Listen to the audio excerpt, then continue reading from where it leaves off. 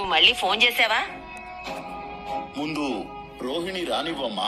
ఏంట్రా ఇది? నువ్వు కూడా చిన్నపిల్లలతో పాటు పోటీ పెంచుకుంటే ఎలా? నేను కాదు, మీ కోడలు పోటీ పడుతోంది. ఇప్పుడు రోహిణి రాకముందే ప్రభావతిని పిలిస్తే ఇంకో గొడవ అవుతుంది. అదైతే నిజమే. ప్రభావతి గోలావతిగా మారిపోయి ఆడుకుంటుంది.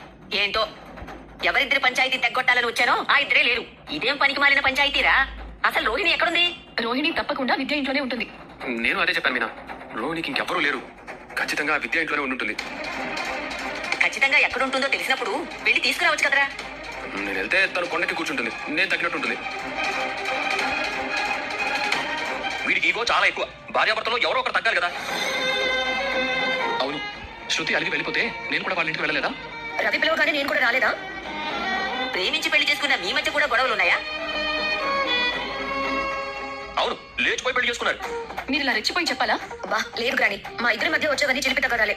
వీళ్ళంత సీరియస్ కాదు. మనోజ్, మళ్ళీ రోహిణికి ఫోన్ చేయరా. రే, స్పీకర్ ఆన్ చెయ్. వద్దు, భార్యాభర్తలు 100 అనుకుంటారు. అవి మనందరం వినాలా?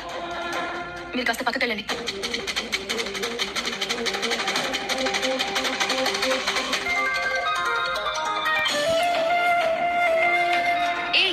లిఫ్ట్ చేయవే.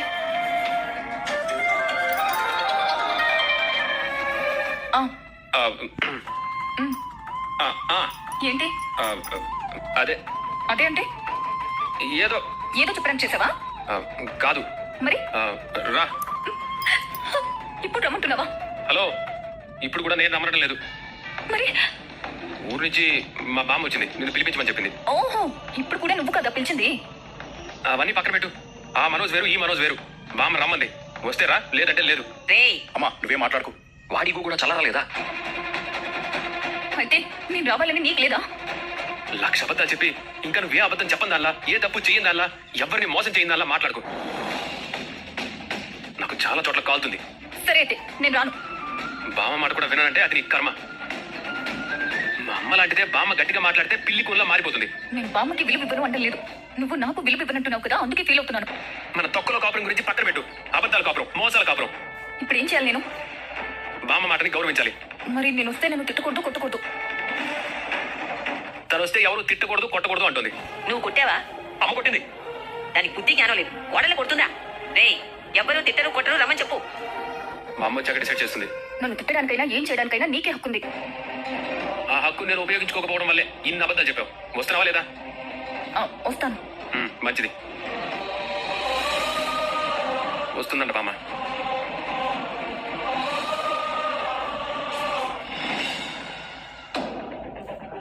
అసలు నీ గురించి నువ్వు ఏమనుకుంటున్నావే? ఏమనుకోమంటావు? వాళ్ళు కాల్ చేసి ఆ ఇంటికి రమ్మంటున్నారు. అదే చాలా గొప్ప అనుకోమంటున్నాను. పెద్ద గొప్ప. నా ఇంటికి నన్ను రమ్మనక ఇంకేమంటారు? ఇదే ఈ ఓవర్ యాక్షన్ వద్దంటున్నాను. నేను ఇప్పుడు ఏం చేశానే? మరి మీ అత్తయ్య తిట్టకూడదు, కొట్టకూడదు, ఊరిమి చూడకూడదు అని కండిషన్స్ పెడతావేంటి? లేకపోతే వెళ్ళి అవుతా తన్నించుకోమంటావా? తంతం రమ్మన్నారా? మాట్లాడుకుందాం రమ్మన్నారా? ఏదైనా సరే నన్ను మనోజ్ తప్ప ఎవరు ఏమనడానికి వీల్లేదు. ఆ మనోజ్ నీకు అన్నది వాళ్ళమ్మ. ఆవిడ పన్నెత్తే ఒక మాట అనకూడదా ఏంటి? అలా పదే పదే తిడితే మీన పడుతుందేమో. నాకంత ఓపిక లేదు. ఓహో, ఇన్నాళ్ళు నిన్ను నెత్తిన పెట్టుకుని ఊరేగించినప్పుడు బాగానే ఉన్నావు. ఇప్పుడు సడన్ గా కింద పడేసి తొక్కుతున్నందుకు తట్టుకోలేకపోతున్నావా? అలా చూడకు. ఇంకాసేపు ఇక్కడే ఉంటే నాకు కూడా నేను తిట్టే హక్కు లేదు అంటావు. జాగ్రత్తగా వెళ్ళిరా. అలానే అక్కడే ఆవేశపడి మళ్ళీ ఇక్కడికి రాకు. నువ్వు మనోజ్కి దూరంగా ఉండలేవు కదా. మనోజ్ అంటే నాకు ఎంత ప్రేమ ఉంది, ఏం లాభం? కనీసం తనకి తనగా నాకు ఫోన్ కూడా చేయలేదు. ఎలాగోలా ఇప్పుడైతే ఫోన్ చేసి రమ్మని పిలిచా.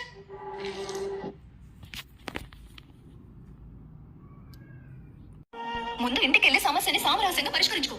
సరే, అది సరే. ఎందుకు ఇలా చేసావని అడుగుతారు. ఏమని చెప్తావు? ఏమని చెప్పాలి? ఏమని చెప్పాలని ఇప్పుడు ఆలోచిస్తున్నావేంటి? ఏమని చెప్తావు? ఆలోచించుకొని ఏదో ఒకటి చెప్తానులే.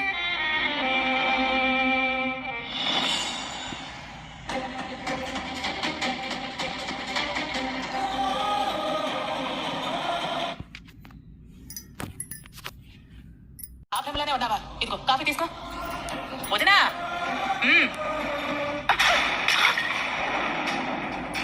కోడల మీద ఎంత కోపం ఉంటే మాత్రం కాఫీ కప్పు విసిరేస్తావా? ఏం చేయాలి? ఎవరిని చూపించాలి? వాడికి తెత్తింటి అమ్మాయిని తీసుకొచ్చి చేశానని కొన్ని కోట్ల సార్లు చెప్పాను. ఇప్పుడు నా తలకాయ ఎక్కడ పెట్టుకోవాలి? నా మొహం ఎక్కడ దాచుకోవాలి? మా ఇంట్లో దాచుకున్నావు కదా వదినా, ఇంకేంటి? ఆ పూల ముక్కునే మీనా ముందు నా పరువు పోలేదా? శృతిని పెద్దింటి నుంచే తెచ్చుకున్నావు కదా. నేనెక్కడ తెచ్చుకున్నాను? రవి వాడు కోరి తెచ్చుకున్నాడు. ఆ చిన్న కోళ్ళు నేల మీద నిలుస్తుందా? ఈ మాట నచ్చా, ఆ మాట ఆనకూడదా అనేది కూడా తెలుస్తుందా? అత్తలేదు, ఎవ్వరూ లేరు. మొగుడని కూడా చూడకుండా కోడల్ని చూసుకున్నట్టే మీనాను కూడా ప్రేమగా చూసుకున్నట్టే మీనా ఇంకా మర్యాదగా చూసుకునేది. అసలు దీనంతటికీ కారణం నువ్వు. నేనే పరిచయం చేశానని ఎగిరిపడేదాన్ని కదా. ముందు వెనక అక్కడ ఇక్కడ ఏమి చూసుకోకుండానే కోటేశ్వర్లని చెప్పి నా పంప ముంచావు. బాగానే ఉందిరా. నేను ముందు వెనక చూసుకోలేదు. ఎందుకంటే నా ఇంటి కోడలుగా చేసుకోవడానికి నా కొడుకు లేరు కదా.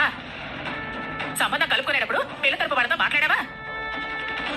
ముందు కోటీశ్వరుల కూతురు వచ్చి ఇంట్లో పడితే చాలు, ఆ తర్వాత తీరిక కోట్లు లాగచ్చు అనుకున్నావు.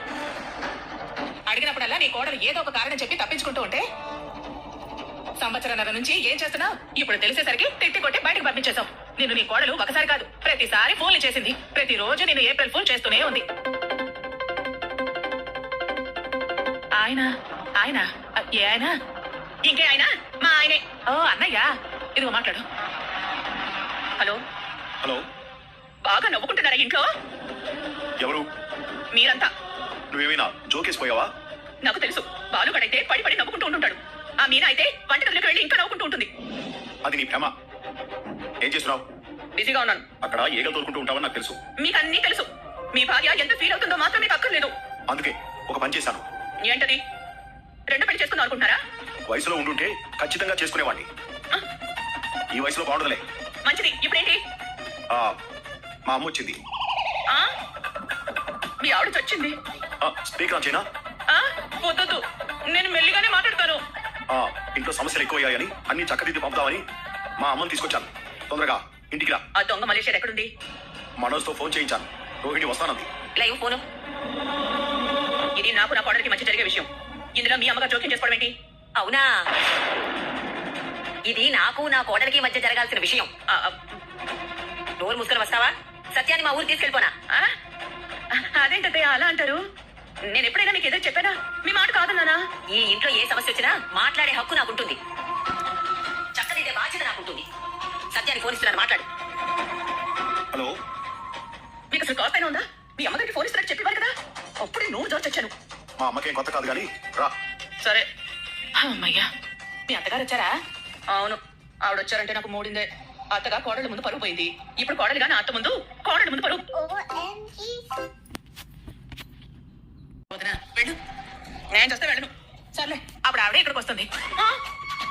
ఎన్నెన్నో అనుకుంటాం, అన్ని జరుగుతాయో ఏంటి? మా అత్తగారికి ఎందుకు పాపం ఈ వయసులో శ్రమ పెట్టడం? నేనే వెళ్తాను. మంచిది.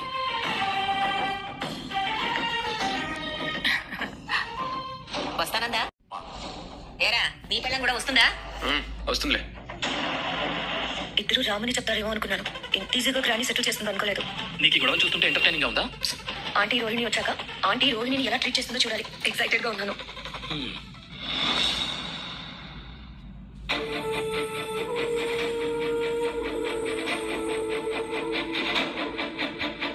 నాన్న స్వాతిముత్యం, గోడలకి ఎక్కడ మాకు మీ ఆవిడ ఇంకా రాలేదు. ఇంకోసారి నేను ఫోన్ చేయను. ఏ బ్యాలెన్స్ లేదా? చెయ్యాలనే కోరిక లేదు.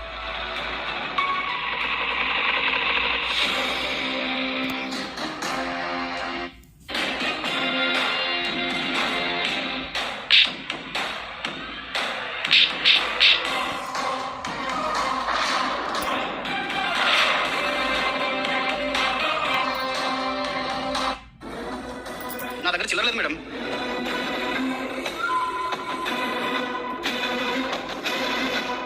నా దగ్గర వేరే నోట్లు లేవు. నా దగ్గర ఉంది. ఆగా, దగ్గరికి రావద్దు.